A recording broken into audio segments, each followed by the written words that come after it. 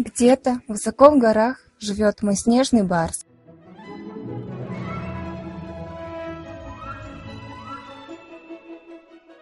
На заснеженных лугах воспитывает своих барсят.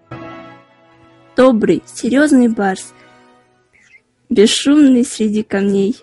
Он боится только нас, коварных и злых людей. Беги в бескрайную тайгу, чтоб человек тебя не обидел. Смело шагай сквозь пургу, чтоб браконьер не увидел. В книгу красную ты занесен, мы готовы тебя спасти.